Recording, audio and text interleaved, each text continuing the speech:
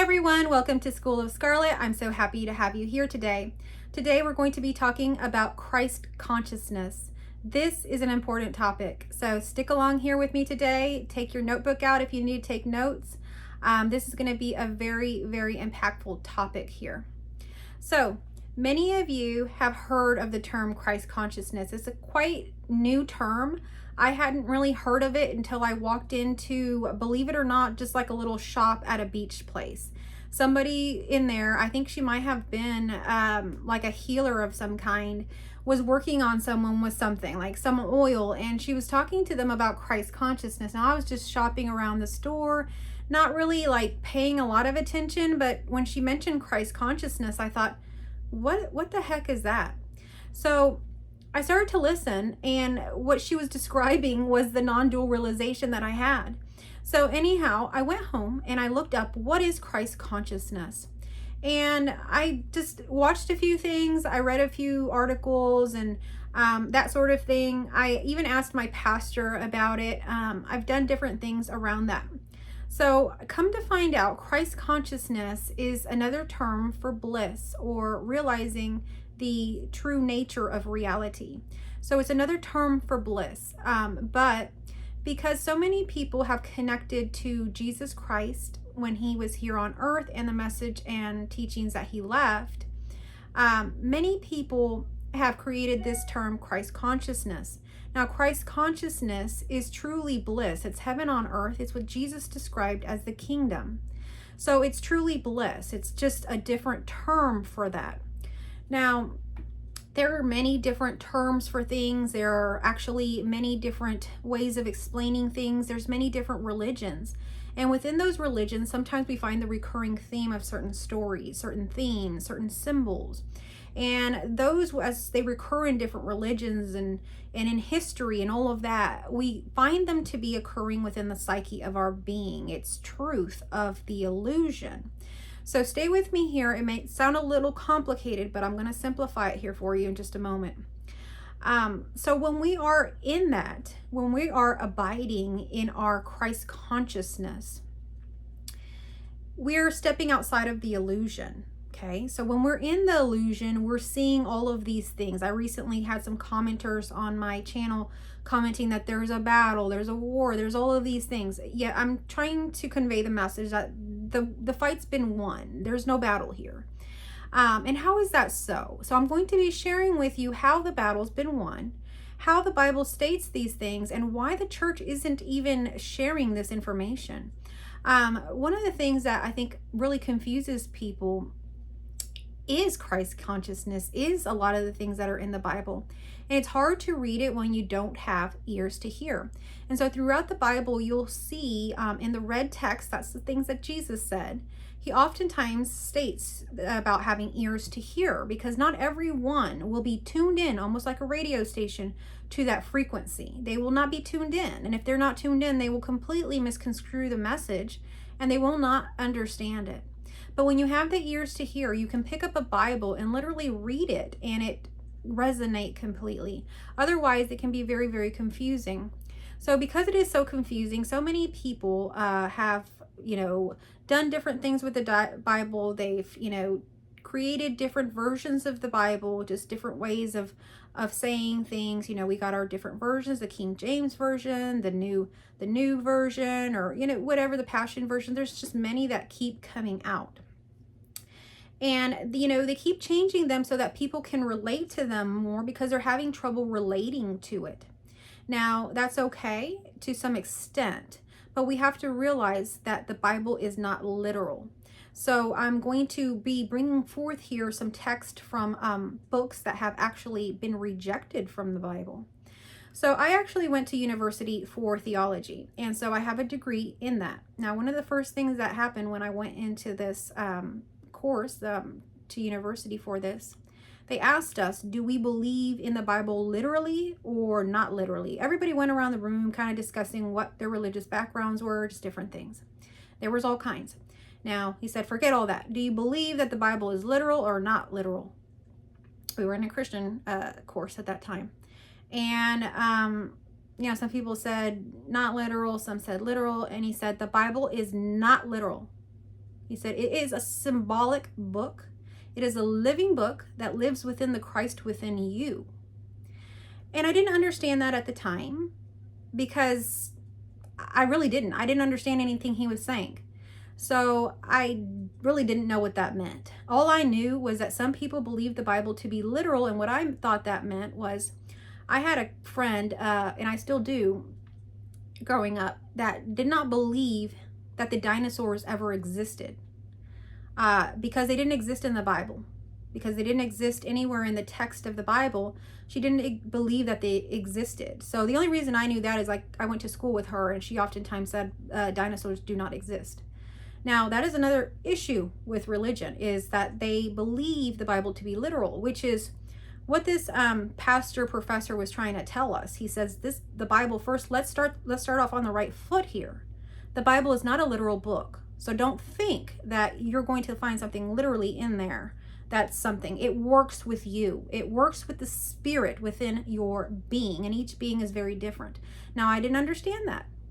So what I thought was that just some people are very, very confused and they believe things to be like just the way they are, while other people have the perception or the imagination to see the symbolic nature of things and apply it within their own lives. And of course, that is probably the best way to see it. But when I had the realization that I did, I remembered what he said and it hit hard. I was like, whoa, he said that way back then. And he said quite a few other things that hit pretty hard too. Basically, he told us not to look at that book literally at all, that everything is a symbol in there and it's painting a picture of something that's going to paint a picture within your own life. So that's one thing. Now, why I mention all that is to say that he explained that the Bible is not literal, and I'd also like to explain that here when we're going through these texts. Also, he mentioned that there have been a lot of religious texts that have been rejected from the canon or the books of the Bible that are accepted within what's going to be the Bible. So there's books that have been written by people of the Bible, people that knew Jesus, channeled texts from Jesus, all of this stuff, and it is not available to us unless you go searching for it and that sort of thing, because it has not been put into the Bible. They've decided those texts do not fit in line with the texts that we already have. So because they were so far out there, the content of that didn't seem like it was like the same story. It didn't seem the same. So those texts that don't seem like they go in line, they threw those out. And so that's how they explained all of this to us, why these texts are not in there, and we kind of examined different ones and all of that. So come to say, I didn't really think much of it. You know, these texts are gone and whatever. I thought, well, they're right. These texts have nothing to do with this. They're very confusing and they don't make any sense. Well, after my realization, I came upon loving to read the Bible because it really speaks to me now and I can really understand it. And so I got into really reading these other texts, the texts that have been rejected. And guess what? The texts that have been rejected are the texts that talk about non-duality. So isn't that interesting, dear friends? So if you have any time to read, something new and interesting, one of the ones that I would suggest is the book of Thomas, because Thomas was a doubter and he spent time with Jesus. And it's a very interesting book and it speaks on this, but you can read the Bible alone or, any of your other texts. I studied also the Quran. I studied Islam in my theology classes as well, and they're very similar as well. And so some of the things in here in these Bibles and in these texts, they seem so far out there and they get thrown out and they get said, that's not true and that's ridiculous and oh my gosh.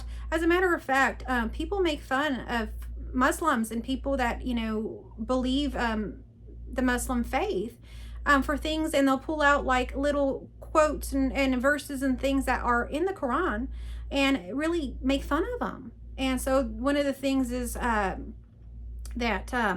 Muhammad, I believe, kind of described having the spiritual realization that he had, or going to heaven, or having that experience. Now, help me if I'm wrong, comment down below, as having the experience of being with 7,000 virgins or something to that effect. Y'all comment down below. I'm not very familiar with that faith. But it is something like that, that he felt it as if having an experience with this many virgins, like getting that many virgins. For the normal person, that makes no sense at all. No sense. And it might even be funny. Like I say, there's people that are making fun of these things and stuff like that. After my realization, it is a perfect description. It's a perfect description. And you will only realize that once you've had that realization or you've experienced heaven. It is truly like that. Okay? And you will only experience that if you've had that. So I don't even know how to explain that to you other than it's so hard to explain. If you wanted to know, the closest thing to it would probably be my poems or my book Euphoria, because it is truly an experience of the senses of everything coming together. It really is like 7,000 virgins. I'm not even kidding.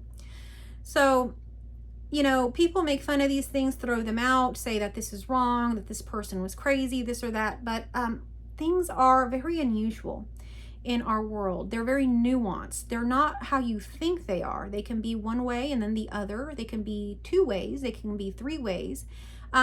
Many things can be true at once. And what's true in one aspect of life is not true in the other aspect. There are many different, even though there's no real hierarchies in life, throughout life, the rules change, realities change. Everything changes, even if you move from one country to another. I mean, just simple things like that. Everything changes.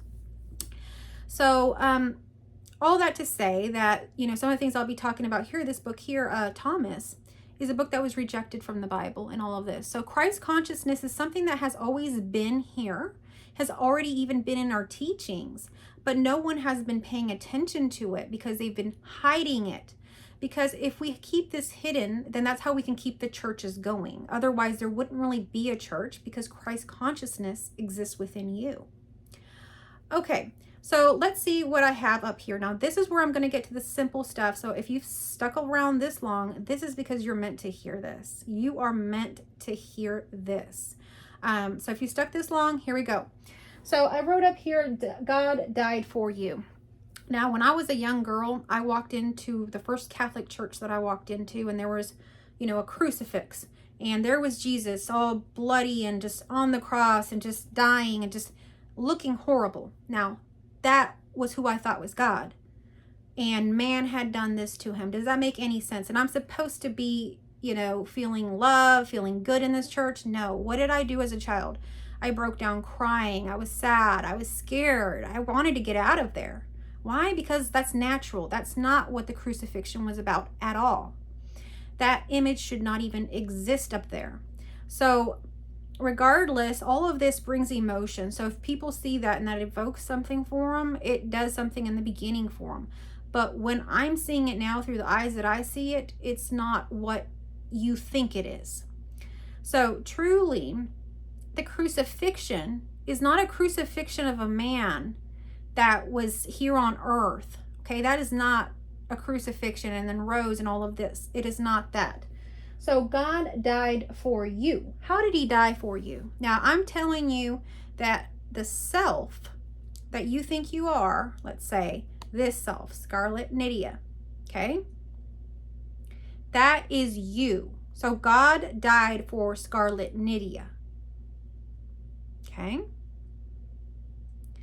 Now let's hold on there.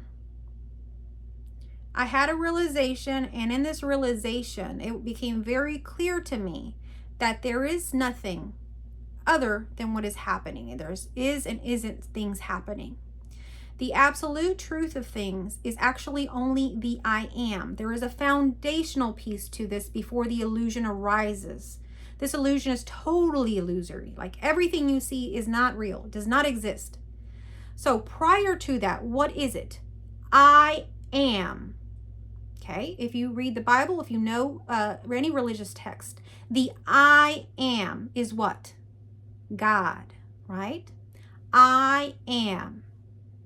So I am is truth. That is truly all there is. Everything that comes after I am is the illusion.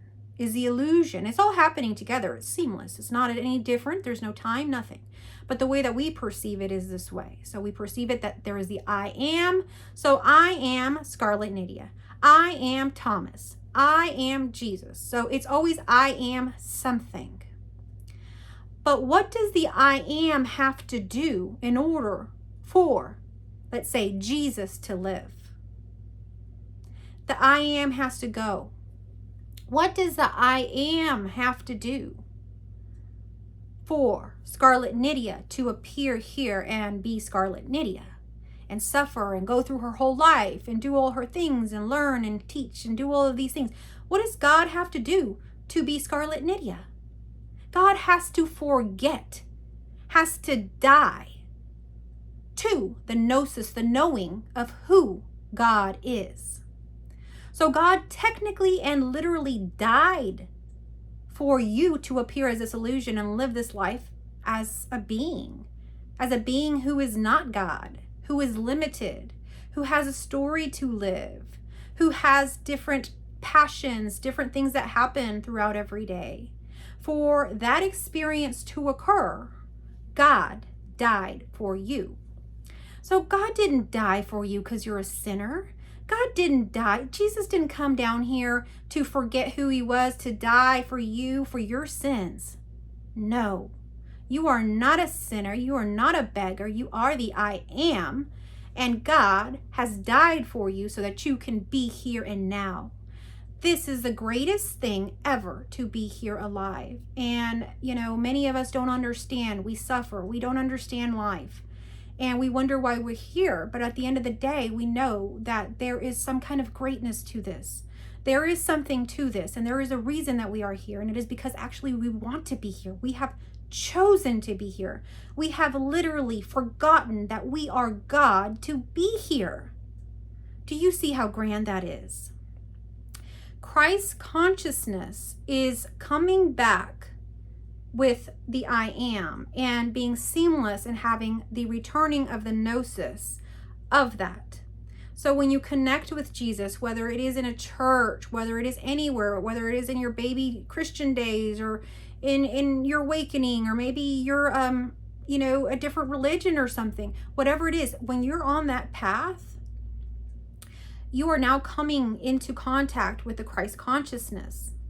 Now, Christ is available to anybody, no matter what religion you are. It is just a word that we've put on this. But truly, Christ consciousness is not a person. It's a spirit. It is everything. It is literally the foundation of everything. It is the I am, what precedes everything. As a matter of fact, I have a verse for you here. Let's see if I can find it here. Stay with me, guys. This verse is actually, it is from Thomas 3, and this is why I like this book, is because this text is because it has certain things like this. Listen, Jesus said, "If those who lead you say to you, 'See, the kingdom is in the sky,' then the birds of the sky will precede you. If they say to you, 'It is in the sea,' then the fish will precede you. Rather, the kingdom is inside of you, and it is outside of you. When you come to know yourself, then you will become known. You will realize that it is you who are the sons of the living Father. But if you will not know yourselves, you will dwell in poverty, and it is you who are that poverty." So you are what you think. Everything, there is nothing outside of you. You are everything inside and outside. And what Jesus is saying here, if we were to say that, the answer is there, Jesus is there, or this is there, or this is how you get that, then whatever it is would precede that. There is nothing that precedes the I am. And you see, that is all there is. And when you connect with that I am and you're working with the I am, you are abiding in Christ consciousness. Now, what does Christ consciousness feel like? Christ consciousness truly feels like heaven on earth. So I had a commenter the other day that would not stop commenting about there being a battle here on earth, something about a seed and all of these really wild things. I mean, long texts about, biblical texts about the seed of a woman and this and that. And so lots of stories. Now, y'all, we can find lots of stories, lots and lots of stories. Lots of stories. There are so many books. We can even go into mythology. We can even go into the fairy tales. We can even go into our own imaginations and create the longest, craziest stories in the world. But you see, all of that comes after the I am. Now I'm trying to pull you on back here, the Christ consciousness. That's why I told that commenter, hey, whoa, whoa, whoa. We're not talking about all that. Come on back here now, brother. We're not talking about that. Not at all. So come on back. We're going to get in the Christ consciousness. Now he's trying to tell me there's a battle everywhere. There's battles. Now, y'all, there are battles everywhere if you are connecting with that. Now, here is the battle. Here is the battle. Now, the battles only exist within time. So if you are playing within time, then you are playing with the battles, okay? So I made a line here. This line here says, before Christ and after Christ. Y'all went to school and some teacher wrote this on the wall, right? Explaining that time is measured by Christ's birth. That is how we measure everything. Isn't that interesting? So when Christ was born, that's when time began. After. Prior, there was before Christ. There was time, but there was before Christ. So what is the time where Christ is? That is the present moment. The present moment is Christ consciousness, and that is the moment where Christ exists. Christ exists in your heart and in your being at any point in time. Time is an illusion, dear friends. Christ is here and now at any time. You can connect and exist outside of time at any point in time. And what does that feel like? Feeling like existing outside of time, connecting to Christ consciousness is truly the feeling of heaven on earth.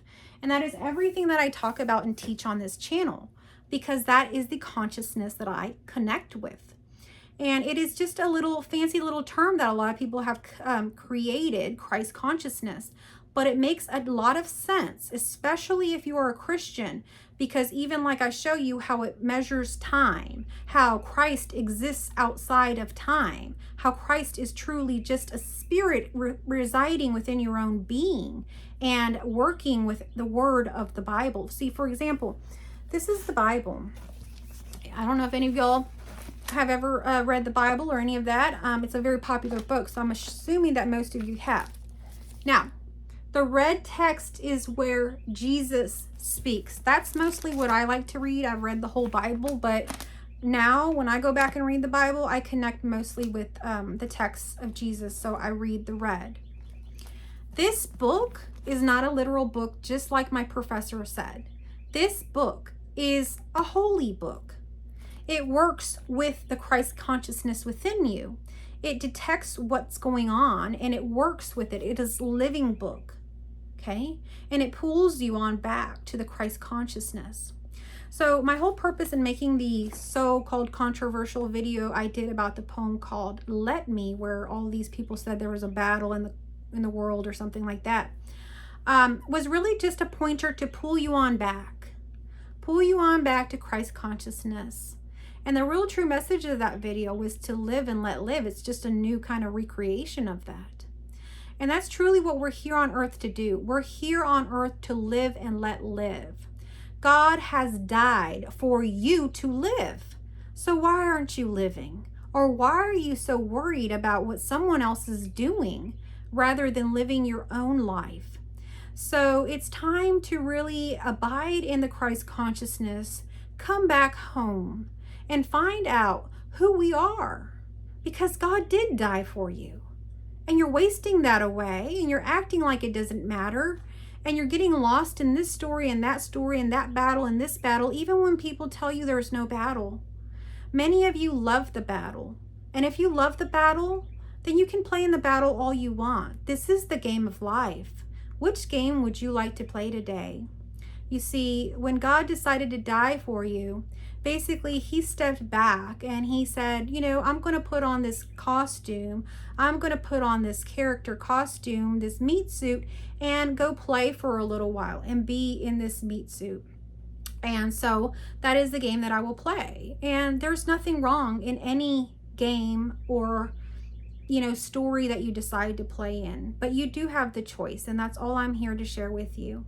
So I hope that this message was inspiring, or maybe gave you a little more insight about Christ consciousness. If it did, comment a heart down below, share this video with others, help me get this video out there with others so that they can also connect with the Christ consciousness within. I love you all.